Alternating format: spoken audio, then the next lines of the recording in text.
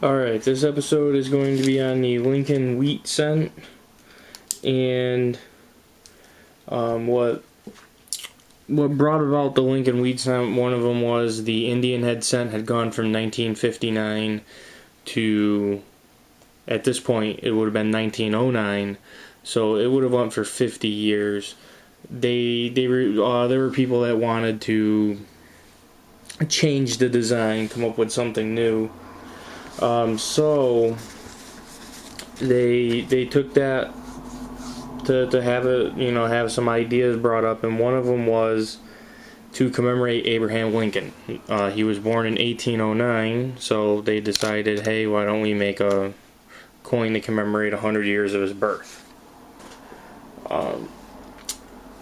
It also brought a lot of scrutiny because the original design involved having VDB on the back of the coin, and I have one here that I'll try to show to you. It might be a little hard to see though.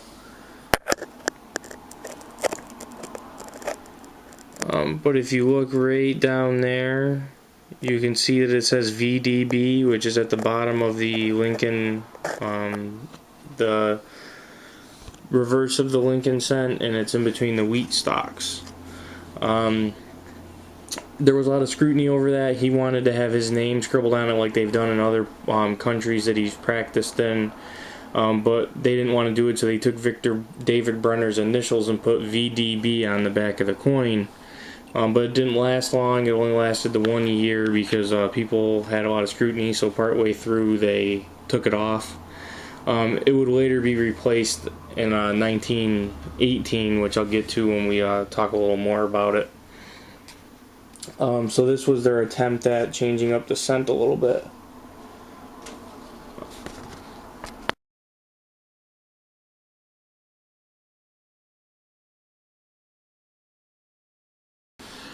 Okay, the design. I'll show you a good one so I know you can get a good view of it. The design of the Lincoln wheat cent. The front of it has a bust of Abraham Lincoln, which was the same. It's almost identical to a sculpture that Victor David Brenner made, which is what he got it from. Up on the top it says, "In God We Trust." Over to the side it has liberty, and over to the other side it has the date. Now the reverse of the coin, because we're only talking about the first 50 years of the production of it.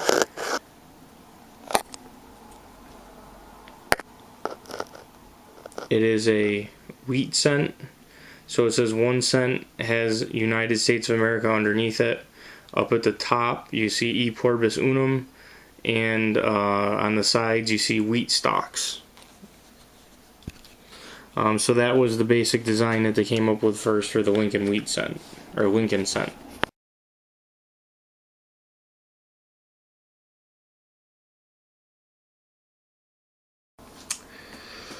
Alright, the designer of the Lincoln wheat cent was Victor David Brenner. Just a little bit about him. I don't want to go too deep into it because this is going to be a long video. He was born in Lithuania. Victor David Brenner wasn't his real name. He changed it to make it easier to obtain American citizenship, and easier to pronounce those kind of things when he's in America. And he was mostly known as a sculptor and a medalist. He did a lot of things with like metals. But he was asked to do the design of the Lincoln cent at the request of Theodore Roosevelt, at the time was the president. He was the one that really kind of, I guess he saw some of his work. There was a piece that he did that was on the Lincoln. It was a sculpture of Lincoln's bust, which eventually was adopted on the coin. I'll show you one of the coins. It looked identical to what's on the coin. So he designed it, and they also, he would kind of got scrutiny because he put his initials on the back of the coin. A lot of people didn't like that. So that was a big thing. But this is the only coin that he made for the U.S. Mint. So I don't want to go too deep into it, but that's the idea of what he did. He used the sculpture that he had for the front of it, and then he designed the wheat ears on the back of it, which I can kind of show you.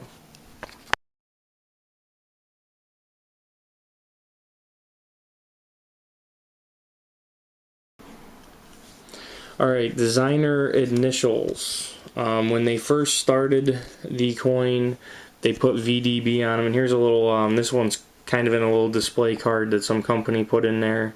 I'm not going to mention who they are though. They had V.D.B. on the back of the coin when they first started it, and here's a good idea of what you would see on the back of a coin. You would see down here at the bottom it says VDB. And this is the actual coin right here. It's hard to see because it's brown. It's maybe an AU piece. But there's the front of the coin. And there's the back of the coin. So they had VDB on the back of the coin for the first year. There was a lot of people that debated about it. There was scrutiny about it. So partway through the year they removed the letters and they made this, which is a 1909 without anything on it. This one actually came out of change, which is really amazing considering it's a 1909 and still got some luster.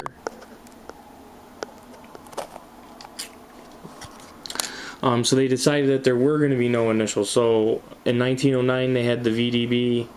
Then they had no initials from 1909 to 1917. All the coins had no initials. Then in 1918, they decided to replace the initials on the front of the coin. And it may be a little hard to see, but they're down on Lincoln's shoulder over here. So it's on the left side of the coin. You will see a VDB that's embedded in the shoulder of the coin.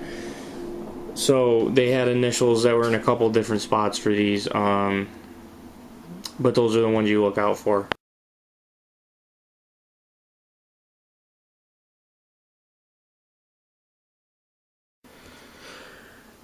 Alright, so now we're going to talk about specifications of the series. There's two different types that a lot of books list them as, but there's actually really three different ones. The first one is just the regular, which is what we have here. That's a 1909, and here's a nice 55S example of what the regular one looks like.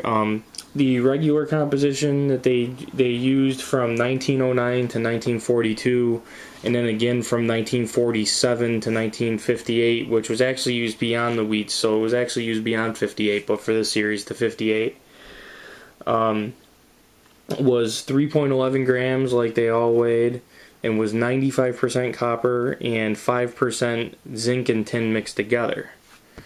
Then in 1943 they had to break away from that because of the war. They had to save copper, so we're going to get into it a little bit in here. The Steely, they made the steel cent, and what this was zinc coated steel, and the reason why they coated it in zinc was because the zinc wouldn't rust.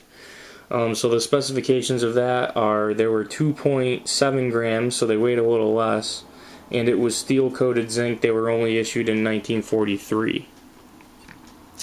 And they would say that was all there was, but there really is a third variety that some books list as continuing the second variety. But from 44 to 46, which is what this coin is here, is a 44S, they used shell casings from the war, which in 43 they used the copper to make the shell casings. They recycled those back out, and they made wheat cents. But the difference with these is the weight was the same at 3.11 grams as the original. It had 95% copper, but it only had 5% zinc. It didn't have a zinc tin mixture of 5%. And they all were 19 millimeters in diameter and had a plain edge.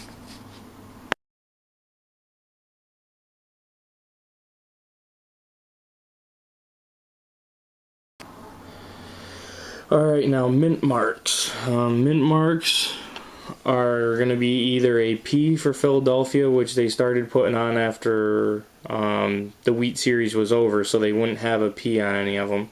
So it would end up being plain for Philadelphia. It would end up being a D for Denver or an S for San Francisco. Those were the three places that did them. And it would be on the obverse, right below the date. There you can see a D. On this, you can see the S. And those would have been where the mints would have been. Philadelphia, Denver, San Francisco, and they will be on the front of the coin underneath the date.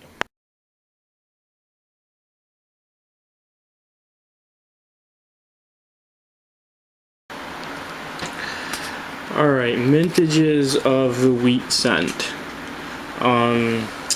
Let's just start out with the easy ones. From 1930 up until 1958, they're all pretty readily available, under $1 for most of them in a nice grade, and under, say, $20, $25 for an uncirculated one of pretty much almost any of those, with the exception of 1931.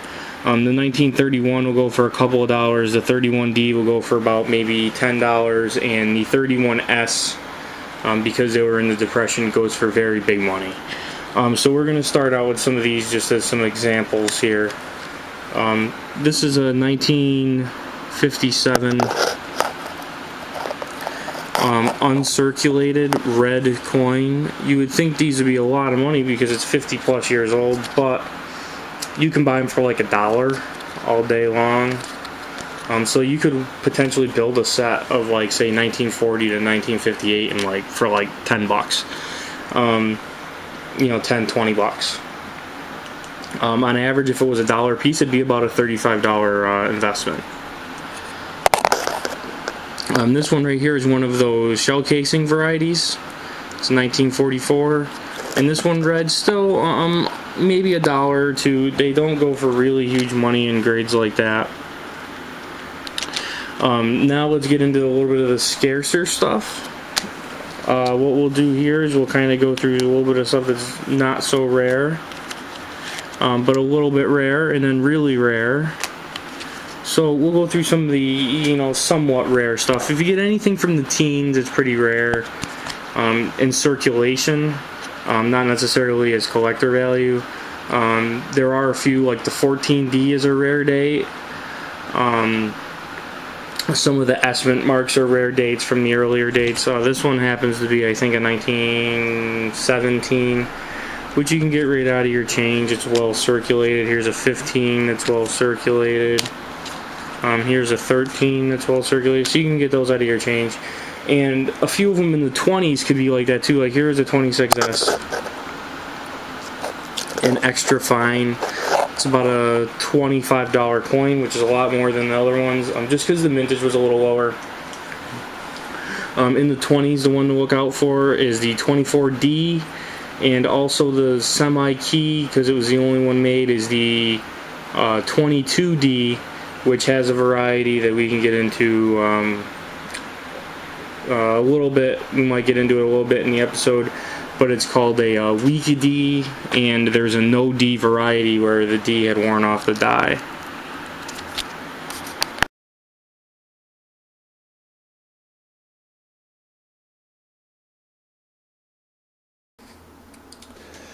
Alright, now key dates to the Lincoln Wheat Cent series would obviously be proof coinage. They didn't really readily do proofs like they do now. Back in the early days, it was more of a presentation kind of deal. And from 1909 to 1917, they made matte proofs, which go for some decent money. You can get some for a few $100s for the right ones. And some other key dates they had is they had a lot of 1909. They had the with VDB, the without VDB, but then they also had the San Francisco, which is a key date, in the 1909 SVDB monstrous. That's the king of all cents. That's the one that you want. And they also had a few varieties, like they had a 1909 S that was an S over horizontal S, which is one you could check out. They also had 1917 double die obverse, a 1936 double die obverse. They had a 44 Denver that was a D over S. Also a 46S that was an S over D, so the opposite. And there's also a 43 boldly doubled mint mark from Denver, from the Denver Mint. And lastly, they had, there's 3 known of a 1958 double die obverse. There's also the king of double dies, which is the 55 double die obverse. And there's a 1956 D that's a D overshadowed D. So, you know, there's an extra D there. So those are some interesting ones that you can check out of the Lincoln series.